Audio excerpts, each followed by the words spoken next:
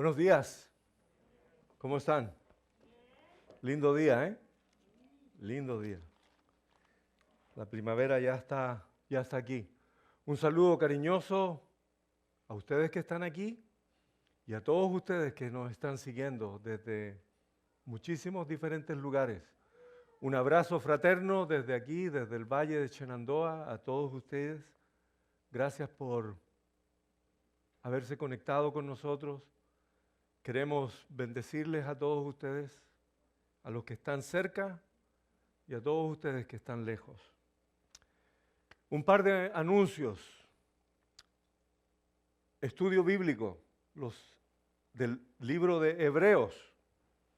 Va a comenzar este miércoles a las 7 de la tarde. Por 20 semanas, todos los días miércoles, vamos a tener una reunión con un pastor, un amigo que va a estar desde Brasil contactándose con nosotros para enseñarnos de este increíble libro, el libro de los Hebreos. Tengo a mi hermano allá atrás, hermano Félix, tiene unas tarjetitas, un papel. Si tú quieres ser parte de ese curso, por favor, coloca tu nombre, tu teléfono y tu correo electrónico para que yo te pueda hacer llegar el código y la contraseña para poder entrar a esta clase vía Zoom. Así que, hermano, pásala por ahí. Si tú tienes interés real, de los días miércoles a las 7 de la tarde, vas a estar junto con nosotros aprendiendo acerca del libro de Hebreos. Anótate y yo te hago llegar la información. Va a tener un costo. No lo voy a decir aquí públicamente, pero va a tener un costo, es mínimo, mensual, mínimo. Así que, comparado con lo que vamos a recibir, es una tremenda bendición. ¿Ok? Otro anuncio. El sábado, 3 de abril, desde las 9:30 hasta el mediodía, nos vamos a reunir con los hermanos de Divine Unity Community Church, DUC, para hacer un encuentro evangelístico. Donde está ubicada DUC, enfrente hay un vecindario grande donde viven mayoritariamente hispanos. Y los hermanos de DUC han estado trabajando por varios meses, llevando comida y cosas para los niños durante la pandemia. Y el 3 de abril vamos a hacer algo en conjunto con ellos. Vamos a ir a repartir una canasta con algo de comida, algo de juguete, para colorear para los niños, y vamos a compartirle a la gente de ahí quiénes somos nosotros. ¿Ok? Va a ser un sábado evangelístico. El sábado 3 de abril a las 9:30 nos vamos a juntar en DUC. Y de ahí vamos a cruzar al frente y vamos a ir a tocar puertas, hablar con la gente, orar con la gente, escuchar a la gente y presentarles el Evangelio a ellos. ¿Ok? Yo espero que digan, amén, sí, gloria a Dios, vamos a salir de aquí, vamos a ir. Señor nos bendiga y nos ayude. ¿Vamos a ir? Amén, amén. Vamos a ir a compartir.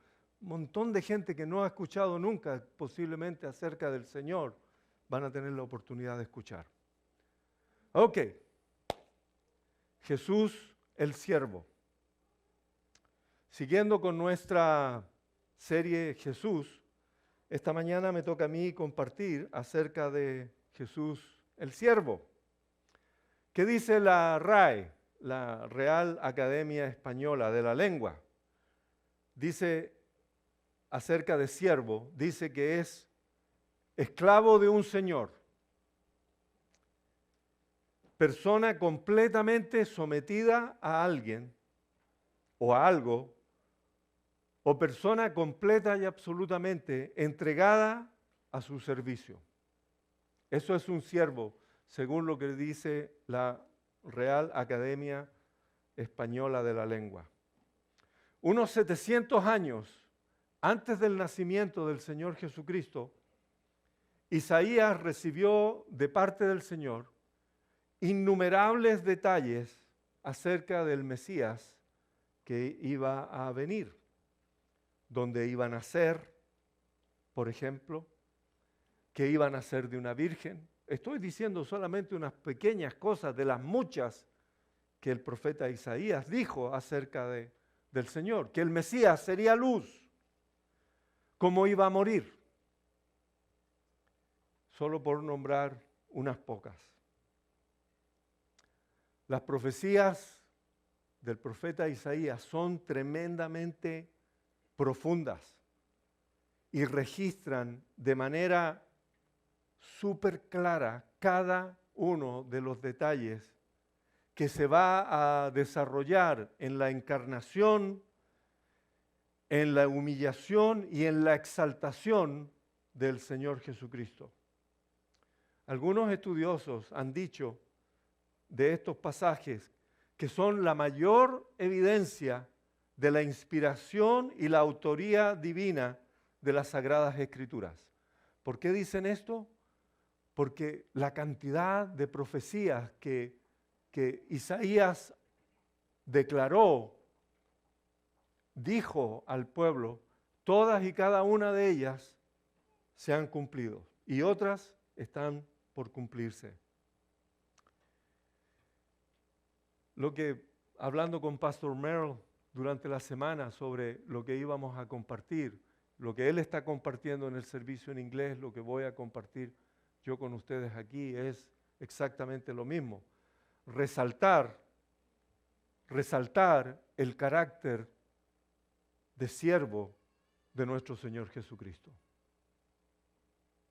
Los pasajes de Isaías del 52, capítulo 52, versículos 13 y 15, y del 53, del 1 al 12, son un cántico, son una canción, son una alabanza al Mesías, al siervo, al carácter que va a tener el siervo, a quien Dios ha prometido que va a venir a traer salvación a su pueblo y a todo el mundo. Hay algunos cánticos similares a los que aparecen en el capítulo 52 y capítulo 53, capítulo 42, capítulo 49, capítulo 50, hablan claramente acerca de este siervo. Y si tú tienes tu Biblia ahí, veamos algo. Isaías. Miren, 42, miren a mi siervo, al que yo fortalezco, él es mi elegido. He puesto mi espíritu sobre él y él hará justicia a las naciones. No gritará ni levantará su voz en público, no aplastará a la caña más débil, ni apagará una vela que titila. Les hará justicia a todos los agraviados. Eso dice Isaías 42. Por ejemplo,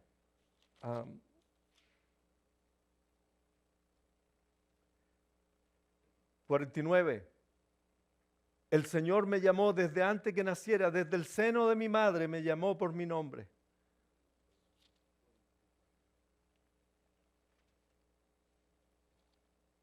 Isaías 50. El Señor soberano me ha dado sus palabras de sabiduría, capítulo 4, versículo 4, para que yo sepa consolar a los fatigados.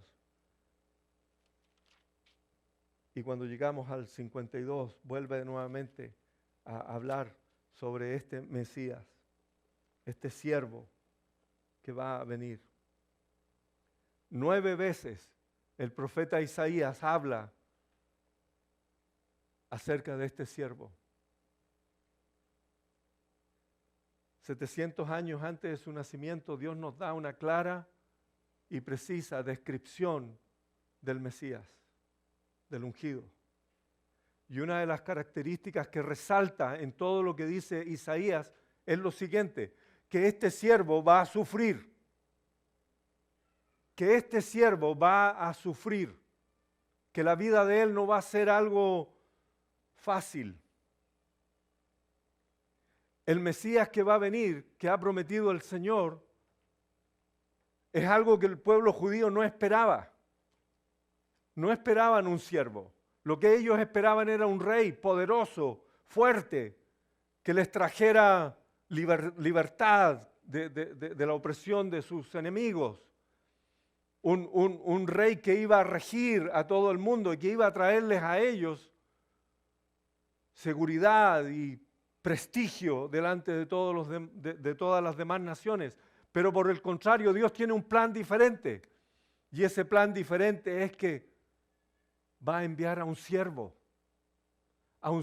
que va a sufrir, a un siervo que va a ser humillado. Debe haber sido difícil para el pueblo de Israel pensar, hemos esperado, y aquí Isaías está diciendo que va a ser un siervo sufriente. Mire cómo lo grafica el profeta Isaías, 52:14. 52:14 dice, su rostro tan desfigurado que apenas parecía un ser humano. Está hablando de Jesús. Está hablando del Señor Jesús. Y por su aspecto no se veía como un hombre. Otra versión dice, había perdido toda apariencia humana. Está hablando de cómo le van a golpear a este siervo, a este Mesías, tanto que incluso su rostro va a ser completamente desfigurado. 53:3. Fue despreciado y rechazado, hombre de dolores, conocedor del dolor más profundo. Hermano, yo no tengo idea qué significa eso. Conocedor del dolor más profundo. Y después dice, nosotros le dimos la espalda y desviamos la mirada. No queríamos verlo. Lo despreciamos.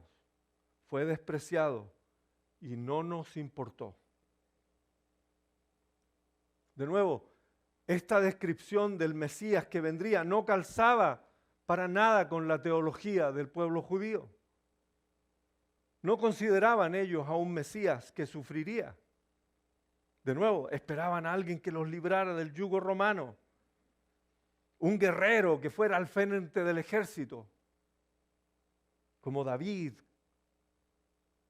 como Josué, a victorias gloriosas en el campo de batalla. Un guerrero que derrota a todos sus enemigos. Pero un siervo sufriente. ¿Para qué queremos un siervo sufriente? Ahora, me imagino que alguna vez ustedes se han topado en las redes sociales, en las noticias, con listas, por ejemplo, cada fin de año aparece una lista de los hombres más influyentes del año. ¿Han visto algo así? Las mujeres más influyentes del año. Los deportistas más influyentes del año. Hace algunos años atrás, alguien lanzó un artículo con los 50 cristianos más influyentes de esta nación. Y como aparentemente hay muchísimos influyentes, alguien agregó 50 más y apareció otra lista con los 100 cristianos más influyentes del país. ¿Cuál fue el criterio que tomaron para nombrar algunos de estos influyentes que aparecieron en la lista? Posiblemente los más exitosos, los más conocidos, los más educados, los que tienen la mejor oratoria. Me imagino que algunos también fueron por su pinta, ¿no? Por su apariencia, por su fama, por tener iglesias muy, muy grandes. Y ese fue el criterio.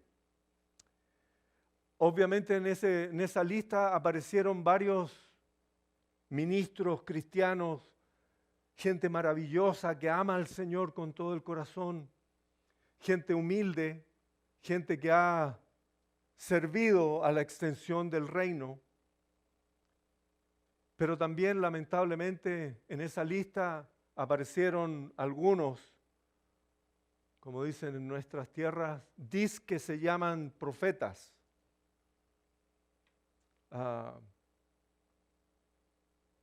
Mercaderes de la fe. Gente que predica la teología, la doctrina de la prosperidad. Aparecieron ahí. Aparecieron varios que son grandes oradores motivacionales, que lo mezclan con la doctrina cristiana y suena bastante interesante, pero muchísimas veces también lejos de lo que la doctrina real, la doctrina de Cristo nos dice. Ahora, ¿por qué estoy trayendo esto? Porque del otro lado, el ejemplo que usted y yo tenemos es de un siervo, no alguien que está buscando posición, fama, nombre, fotos, videos, aparecer en una portada de un magazine cristiano como Jesús era absolutamente todo lo contrario a eso. Absolutamente todo lo contrario a eso. Otros eran los famosos. Jesús era un hombre simple, un siervo, alguien que estaba para servir. No he venido para ser servido, dijo. He venido para servir. Y servir con quien sea, en donde sea. No buscando su propia fama, su nombre, su reputación. Él no necesitaba nada de eso. Él sabía de dónde venía. Venía del cielo, del trono. Dejó el trono, dejó la gloria para venir a nosotros como un simple mortal, como un simple hombre, como un simple siervo. Por favor, ayúdame. Ayúdame con esto. ¿Algún ejemplo que a ti te ha tocado del Señor Jesucristo como siervo? Dame un ejemplo. Alexandra. Cuando le lavó los pies a los discípulos.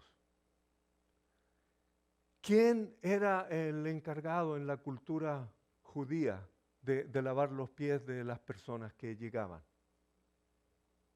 El más bajo, el esclavo más bajo de la casa, el siervo de menor rango, era quien lavaba los pies a los discípulos. El que lavaba los pies a los que llegaban a la casa.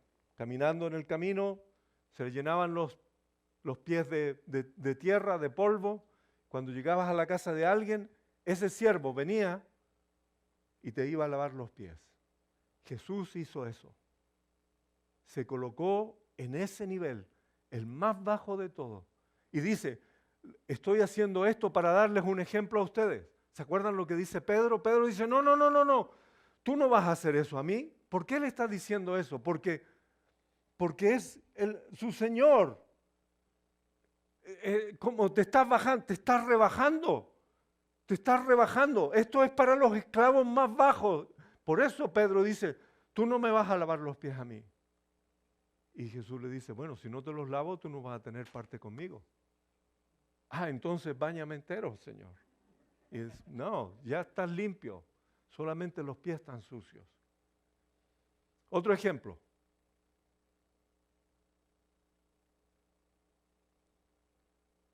Voy a darles uno. A mí me gusta muchísimo este. Después de la muerte del Señor Jesucristo, 2 de sus discípulos se van derecho a su casa, van tristes por el camino. Se aparece Jesús. Iban completamente desanimados, completamente perdieron la esperanza. Perdieron la esperanza, ya no hay más. Nosotros pensábamos que Él era, pero murió. Y van de vuelta a su casa y el Señor se aparece y camina junto con ellos. El siervo, tal como esos dos que se iban de vuelta a casa, tú y yo y todos nosotros muchas veces hemos actuado exactamente igual como esos dos de Emaús. Nos hemos desanimado y hemos tirado la toalla y nos vamos de vuelta. Vámonos, ya no hay más. Pero Jesús se aparece y los hace volver, los hace traer de vuelta. El siervo. Viendo en mi concordancia, encontré que solamente 3 cartas en el Nuevo Testamento no mencionan la palabra siervo. Primera y segunda de Tesalonicenses y Filemón. Son las únicas que no mencionan nada acerca de siervo. Filipenses, abre tu Biblia, por favor. Filipenses 2, del 1 al 5. Dice lo siguiente, lo voy a leer rapidito. Filipenses 2, del 1 al 5. ¿Hay algún estímulo en pertenecer a Cristo? Dice Pablo. ¿Existe algún consuelo en su amor? ¿Tenemos en conjunto alguna comunión en el Espíritu? ¿Tienen ustedes un corazón tierno y compasivo? Entonces háganme verdaderamente feliz, dice el apóstol Pablo. Poniéndose de acuerdo de todo corazón entre ustedes, amándose unos a otros y trabajando juntos con un mismo pensamiento y un mismo propósito. No sean egoístas. No traten de impresionar a nadie, sean humildes, es decir, considerando a los demás como mejores que ustedes. No se ocupen solo de sus propios intereses, sino también procuren interesarse en los demás. Tengan la misma actitud que tuvo Cristo Jesús. ¿Te fijas todo lo que el apóstol le está diciendo a la iglesia de los filipenses? La iglesia de los filipenses era completamente diferente a todas las iglesias. A los corintios les tuvo que enviar una carta durísima. Problemas sexuales, inmoralidad sexual. Los gálatas, olvídate, eran porfiadísimos. Los romanos tenían cantidad de problemas en aceptar judíos y gentiles. Pero los filipenses no. Los filipenses eran generosos. Ofrendaron para él, para Pablo. Eran completamente distintos. Pero aún así, Pablo le está diciendo a los filipenses, tengan la misma actitud que tuvo Cristo Jesús. Profundo, ¿no? El apóstol Pablo lo tenía bien claro. No es la popularidad, no es la elocuencia, tampoco la calidad o capacidad técnica que tenga el ministerio, la iglesia. No es la personalidad, no es la elocuencia, no es buenos oradores, no son los números. Es la actitud. ¿Qué actitud tienes tú en tu vida? ¿Tienes una actitud similar a la de Cristo Jesús? Yo te voy a decir, nos sentamos con Merle el otro día para hablar un poquito de lo que íbamos a compartir este domingo. Y ambos reconocimos que muchísimas veces nos falta mucho para tener la actitud de Cristo. Lo reconozco.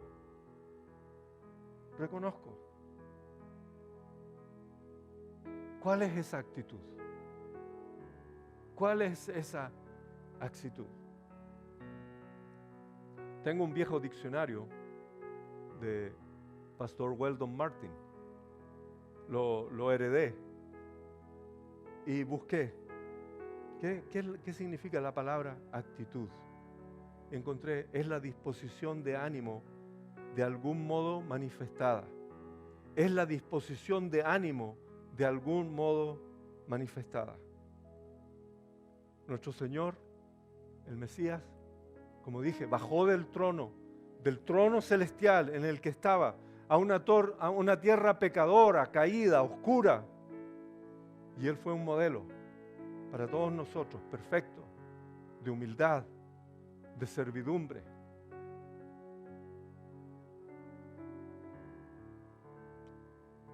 ¿Qué es lo que sigue de estos versículos más abajo? El versículo 6, por ejemplo. Dice, aunque era Dios, no consideró que el ser igual a Dios fuera algo a lo cual aferrarse. En cambio, renunció a sus privilegios divinos, adoptó la humilde posición de un esclavo y nació como un ser humano. Cuando apareció en forma de hombre, se humilló a sí mismo en obediencia a Dios y murió en una cruz como morían los criminales. La versión Reina Valera dice lo siguiente sobre el versículo 6, el cual siendo en forma de Dios, esta palabra fue traducida del griego morfe y es crucial para nosotros entender en su profundidad el significado de esto, forma, en forma de Dios. Esto significa que se expresa verdadera y plenamente en el ser que lo subyace. Es como estar debajo de alguien. En este caso, debajo de Dios. La palabra describe el ser esencial o la naturaleza de lo que se refiere. En este caso, el ser esencial de Dios.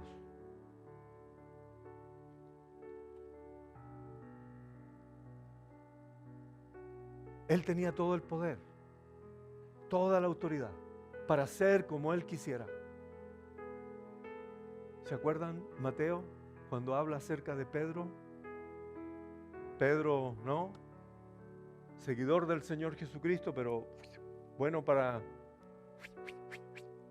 manejar la espada. Sacó la espada, le cortó la oreja a un siervo del sumo sacerdote y Jesús le dice, Pedro, yo podría pedirle a mi Padre que enviara miles de ángeles para que nos protejan y Él los enviaría de inmediato. Pero no lo hizo. No lo hizo. Aunque tenía todos los derechos, privilegios y honores de ser Dios, Cristo no se aferró a ello. Qué gran diferencia con otros a los que le anhelan ser reconocidos, anhelan estar adelante, anhelan como Diótrefes. ¿Se acuerdan de Diótrefes? Le encantaba tener el primer lugar en la iglesia. ¿Por qué le encantaba tener el primer lugar en la iglesia? Porque quería ser reconocido, quería que lo vieran, que lo respetaran, que dijeran, oh, Él es el líder. No fue con Jesús así.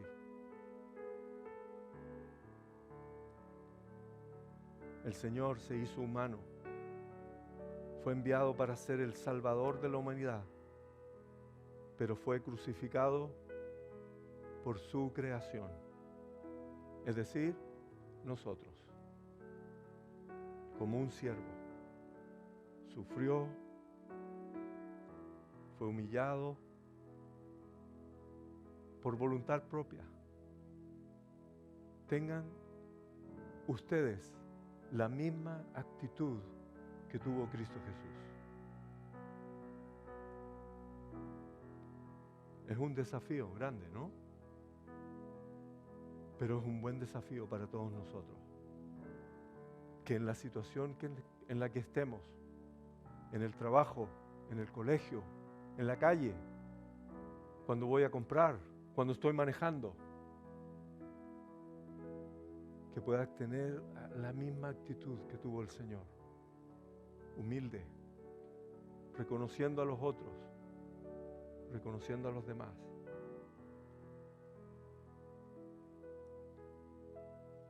Jesús, el juez supremo,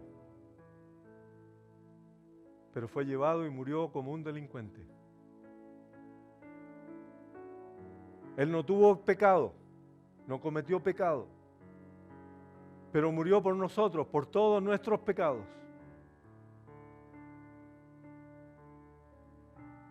Proclamado el Rey de los judíos, y la única corona fue una corona de espinas sobre su cabeza.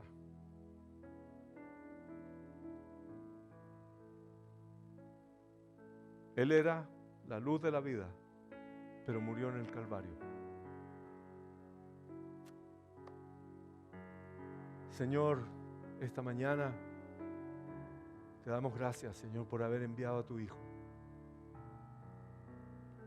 Señor, nosotros los humanos no logramos entender cómo es que tú operas. Señor, los pueblos judíos esperó a un guerrero y tú les enviaste a un siervo, a un esclavo. Señor, gracias por enseñarnos, mostrarnos tan claramente ante nuestros ojos qué es lo que tú esperas de cada uno de nosotros.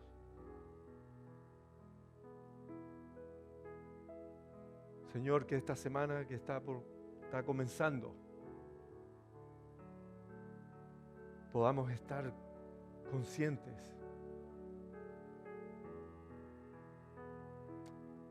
de que tú esperas que nosotros tengamos la misma actitud que tuvo el Señor Jesucristo cuando estuvo aquí en la tierra. Ayúdanos, Señor. Padre, en el nombre del Señor Jesús, muchas gracias. Amén. Hermanos, tengan una excelente semana. Dios les bendiga. A todos ustedes, hermanos, que están ahí a la distancia y que son, y que son mucho más que esta iglesia, que el Señor les bendiga grandemente. Ustedes y nosotros somos Grace. Un abrazo. Bendiciones. Amén.